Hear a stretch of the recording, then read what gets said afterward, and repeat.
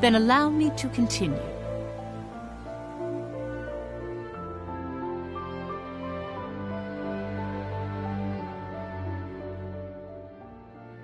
If I recall, both Jutland and Ruse held national funerals around the same time, after the Battle of Avaloon. More accurately, they were memorial services, but Ophelia spoke of them as funerals to mourn those who fell in battle. Historically, the fact that both sides claimed it was their victory was given much attention.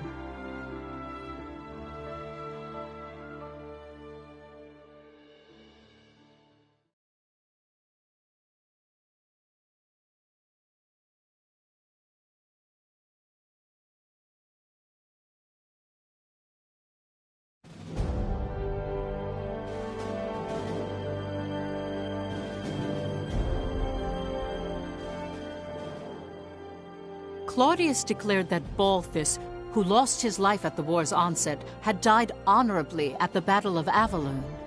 So he did manipulate the information. I thought it was odd when you said that Balthus died at the beginning of the war. Public records indicate that he was killed in action during the battle at Avaloon. The Emperor capitalized on his death and claimed that Balthus greatly contributed in establishing the current Ruse.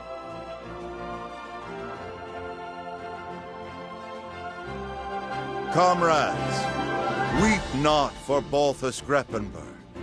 Be proud. When the Jutes invaded our colony like a pack of rabid dogs, it was the Grand General who minimized our losses. We may have lost Avaloon, but the damage dealt to those slavering curs was thanks to our dearly departed Balthus. In the face of invasion, we call this a victory.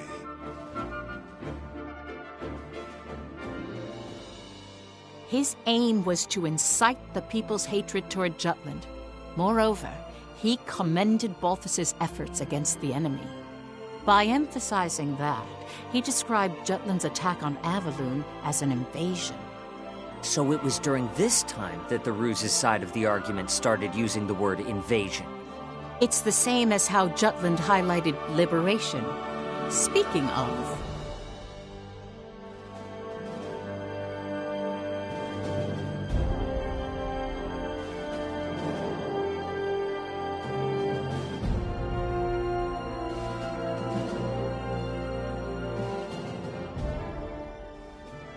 The national funeral was held at Ophelia's suggestion. The fact they obtained victory in the past 3 operations. Her thoughts for the soldiers who gave their lives for the cause. She conveyed all in her requiem.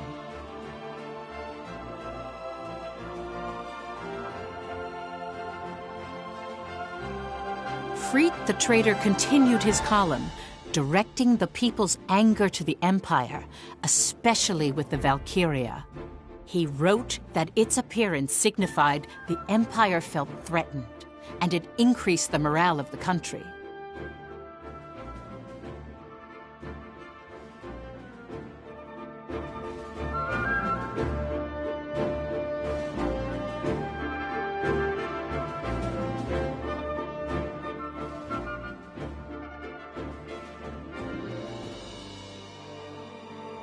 I now understand that the Battle of Avaloon held great meaning to both Jutland and the Empire. But from your account, Professor, there's something that didn't appear in any of the history books. The pendant that the Valkyria had. Why did it upset Amlet? And why were the traitors so surprised to hear of it?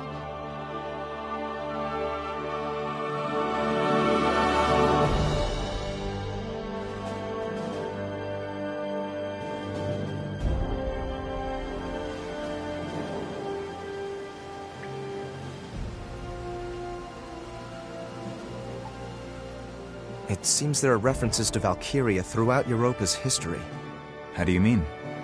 Records suggest that behind every king, lord, and noble house that's left their mark, there's been a Valkyria. Countless leaders have tried to unite Europa through force. All of them blessed by a Valkyria. Blessed? That's how some books describe it. Others use the word contract. Honestly, the legends are rather vague. Some say they eat human flesh.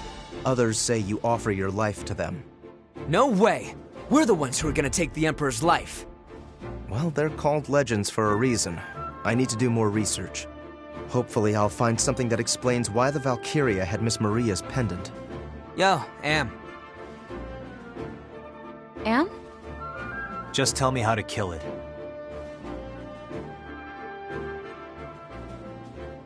In the past, Amlet the traitor tried to assassinate Claudius for the sake of the pendant's owner.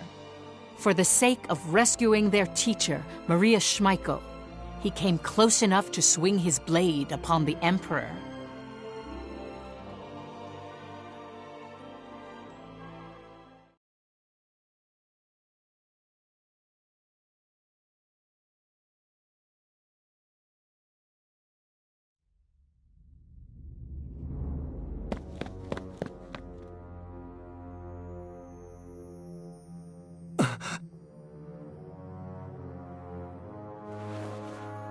Claudius.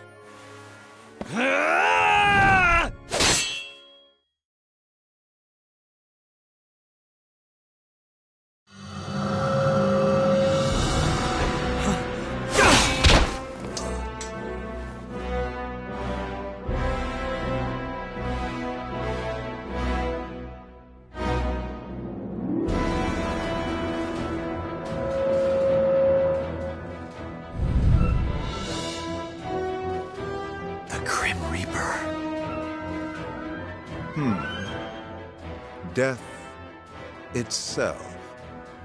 A much more fitting epithet for you, Valkyria.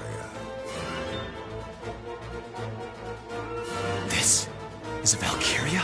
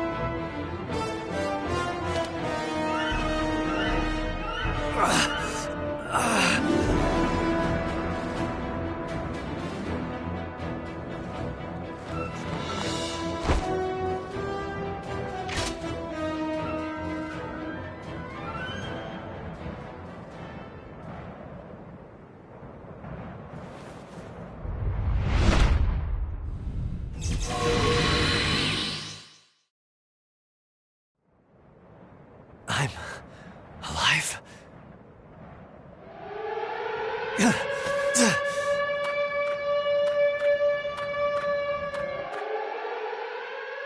The attempted assassination of the Emperor.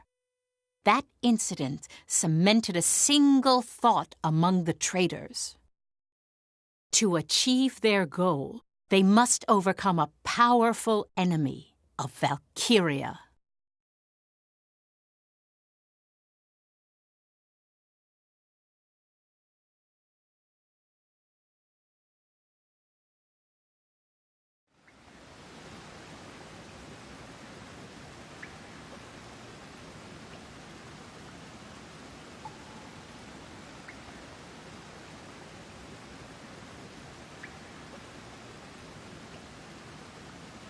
Ever since they swore to save Maria and avenge their family at the orphanage, each and every one of the traitors dedicated themselves in their respective fields.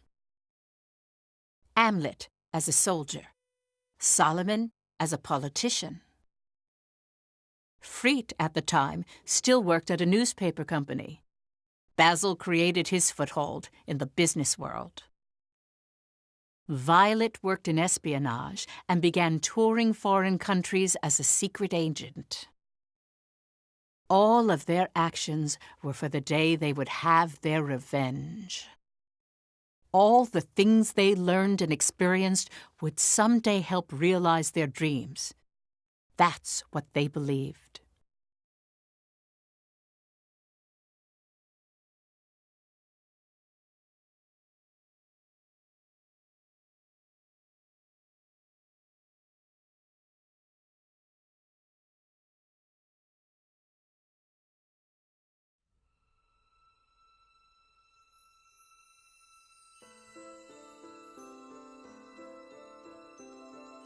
Before long, the Valkyria appeared with the Imperial army and was said to be the country's symbol of progress.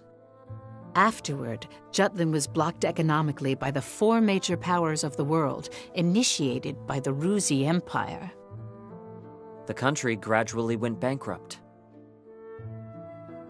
Food was plentiful thanks to fertile lands, but Jutland depended on imports for fuel and resources. Once fuel became scarce, it began to affect agriculture. The government used rations to stabilize the life of the people, but even that had its limitations. The situation steadily grew worse each passing day. Rural areas were hit first in an outcry of hunger and poverty. Around the same time, arguments pressing for war with the Empire grew due to the influence of the traitors. The anti-Valkyria squad was formed as part of that. Amlet, who had a high compatibility with Ragnite, was selected as a member and was appointed its commander. Years after the failed assassination, the traitors would meet on occasion to discuss their plans for revenge. When they assumed the battle with the Valkyria, it was evident it would be difficult with only 5 people. That's the reason for the war? Just for revenge? The anti-Valkyria squad was created for that purpose? They were conflicted about it as well.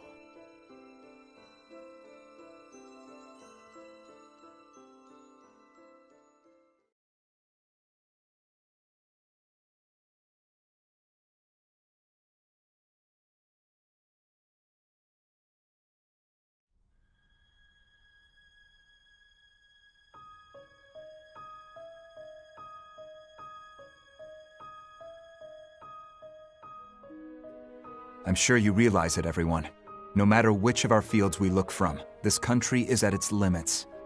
Not a day goes by the paper doesn't interview someone about how harsh it is. We don't even report on the half of it. Money isn't circulating like it used to either. Intelligence is analyzing what brought this situation about, but it seems the 4 major powers are involved somehow. They haven't determined a main objective yet, or why it happened, though. More and more people are applying to join the army. It's one thing guaranteed to provide a regular meal. So we have the manpower to fight. I wouldn't call them battle-ready, though. We must capitalize on this situation. I've been saying it all this time. Bring the country into this, start a war. There are no other means to take our revenge. Putting aside how absurd that idea is, I don't think there's any way to morally justify starting a war. You've been turning it down with that, but don't you feel anything about this country's wretched state? This economic blockade is unjust. If Jutland itself doesn't raise its voice, nothing will change. I'm with Saul on this.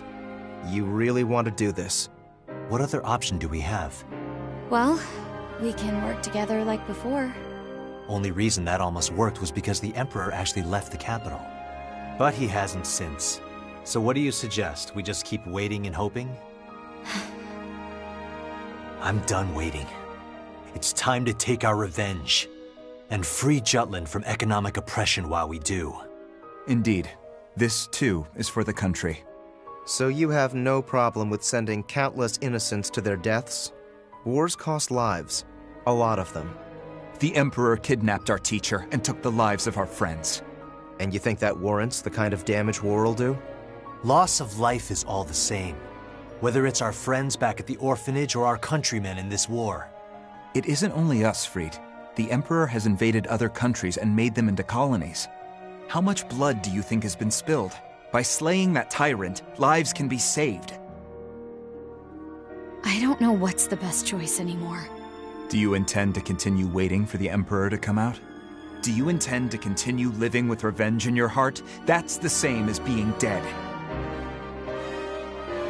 Part of us already died in that fire. War sounds good to me, but so does the old wait and see. Jeez. You're so neutral, Baz. Freet, Violet, I'll say it once more. This is also for the country. Its recovery and our goals follow the same path. Well, that may be true, but... Violet, you're kind. However, if you've chosen to walk the path of vengeance, I'd like you to cast aside that emotion. I can still hear their screams. Miss Maria, our friends.